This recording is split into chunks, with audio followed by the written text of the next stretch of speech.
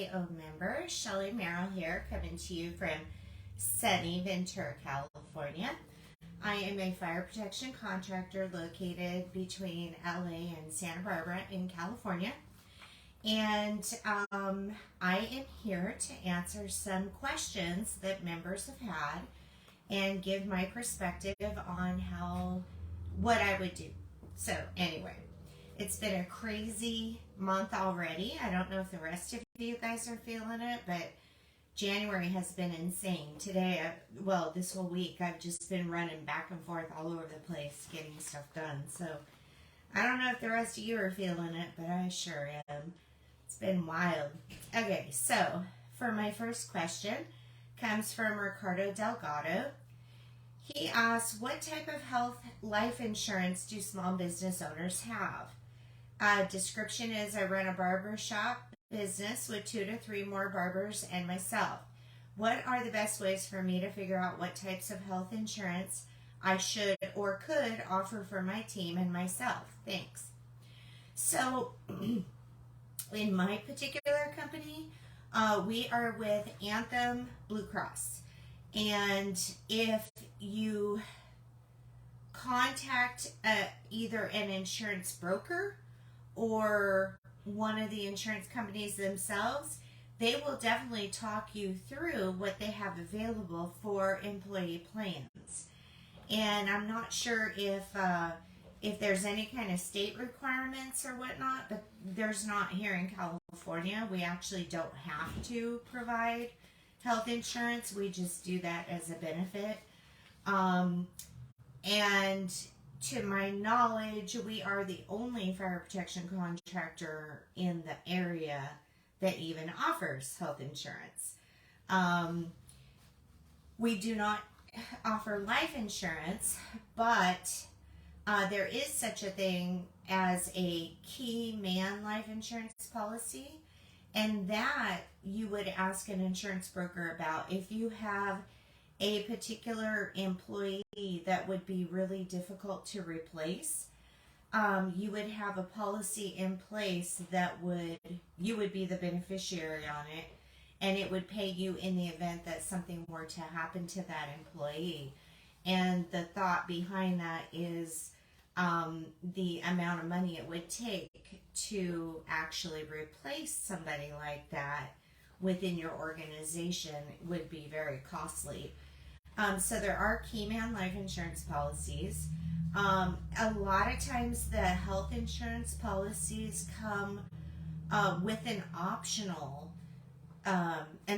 that you can choose for life insurance, and you can also typically pay a certain percentage. I happen to pay 100% of our health insurance for our employees, but you certainly don't have to. You can pay a percentage and then they can pay the remainder. What I have found is it's easier to start offering products like that on a smaller scale than it is to take benefits away. And what I mean by that is if you're paying only health insurance and there's an option for dental and vision, and you automatically go ahead and pay for the health, the dental and the vision, and then later you find out, really that dental and vision isn't really worth me paying for, trying to take that away from an employee after they've been used to it is very difficult and really, really hard on the morale of the company. So you want to be very cautious, or I would be very cautious. I have been very cautious in what I offer to my employees because I don't want to trap myself into something that I then later would have a hard time getting out of. So I hope that helps. I know with Anthem Blue Cross, we have, I'm trying to think, there was a variety of different types of plans. There's like gold, silver, and then it goes into all the HMOs. I personally don't like HMO, so I offer my employees one of the other ones. We had been gold, then we went to silver for a little while, and now I think we're back to gold.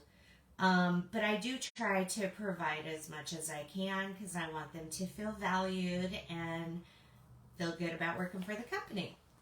Hi, Sean. I hope you're doing well. Okay, next question is from Robin Turpin. How can I convince someone to partner or invest in my business as an artist? The background is I'm an artist who helps people feel moments of calm through my oil paintings of sunsets. I know to sell more, I will need an e-commerce website link to sell prints, originals, and other products with my art on them. And my expertise is simply in being the artist, not the business and tech side of business. How do you think I could convince someone to partner with me and do all that side of the business and we split up the revenues? Well, when I was reading this, one thing stood out to me. How are you going to convince somebody? I think that's a mindset switch that I would be trying to make. I don't have to convince anybody to do business with me. I put myself out there and make it so that they want to do business with me. So, with a mindset shift, it might be possible to start thinking of things as it's an opportunity for that person and not playing almost like the victim role, like you want somebody to do you a favor. This is giving somebody an opportunity if they want to run the admin portion or the admin side of it while you're producing the work. I think that's a great opportunity for somebody who would want to be doing that. So to me, that's a mindset thing that I would work on initially. Just by changing the way it's thought about and talked about, you might start seeing interest, or people may, I don't know who you talk to on a daily basis or monthly basis or whatnot, but I would just start saying, hey, I've got this opportunity. I just need somebody to run this part of it, and they can make half of the revenue off of it, and see what happens. I'm always cheering for you, Robin. I love your paintings, I love your work, and I love your passion for your art. I do believe that you will get the right person in place that will give you the administrative support that you need so that you can just keep producing the great products you produce. Okay, on the next question is Kimberly Benjamin. Question. When you're about to launch a product that requires a box, what are some suggestions, requirements on the box design that helps maximize marketing? The business description is, I'm a hairstylist. I'm getting ready to launch a product, and I want to make sure that as I ship my boxes out, I do not miss any marketing opportunities. Okay, so on this question, I have never launched a product or had to buy packaging, so I'm not an expert on that. However, I do order a lot of stuff, and I see a lot of things. Anybody who knows me knows I like doing cookies, so I order a lot of cookie cutters from Etsy and all over the place. Those always come in the cutest little boxes, and the one that stands out to me, it always has, I think it's printed, but it almost looks like Sharpie handwriting on the inside of the box. A quick little note like, thank you so much for purchasing from us, or we hope you really have fun cutting with this cutter. Some type of little personal message. For me, when I see a box, I like simple. I like to see it very simple. And then on the inside with a personal message, I just think is really great. I know that's what I like to get. But I personally have never launched anything like this. And so my suggestion, or what I would do in your situation, is I would reach out to other mentors that focus on marketing. For instance, Eric in here, and Dan Abate and Joel Gandara. They've all launched products and sold products, and have done a lot of that. I'm trying to think if there's any. I can't think of anybody else off the top of my head. But those are the three that I would be reaching out to get information and advice from them, for sure. But one thing I was thinking of, though, what would be really cool, and I'm going to start doing it on some other stuff we have going on, is adding the QR code. People seem to really love having that QR code on, whatever it is you give them, where they can just go straight to the website and see everything, see all of your information. So a message on the inside, the QR code, and keeping it simple is how I would handle that. So hopefully that helps, Kimberly. Okay, the next question is from Stella. What should I do if I hired a person that is not being responsive? Background. I hired a person to do email marketing for me. I am unhappy with his responsiveness. And after I have clearly said that, still nothing has changed. I haven't found a replacement for him yet. What should I do? If I was in that situation, I would first look at, if I was in that situation, did I clearly outline my expectations in writing?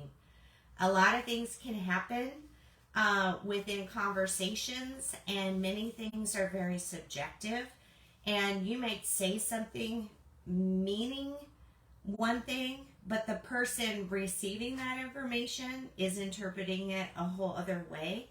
So my first question is, were those expectations outlined in writing? If so, my next question would be like, have I already paid this person? Have I paid this person the full amount? What I would do is, if I haven't paid them, I would figure out how much to pay them to basically go away and find a new person. The thing about people that I have found is I'm never going to be able to make somebody do what they don't want to do. And I think that's true for all of us. We can incentivize them, we can try to motivate them, but making them do and follow and fill your expectations, it's never going to happen. So if this person, is too busy, or doesn't have time for this, or I would be asking that person the question, like, what's going on in your life that you don't have time to be doing this? I would write an email saying, this is what my expectations were, and list them out in writing, and see what the response is from there. I would continue to look for a replacement, actually. And those are the things I would do. But just keep in mind that it's nearly impossible to make anybody do anything. There's a reason that saying, you can lead you can lead a horse to water, but you can't make him drink. There's a reason that saying came to be, and that is because people are just like that. Okay, so I don't know if that helped. I can commiserate with you, because entrepreneurs, we're always up against people not doing the things that we want to do.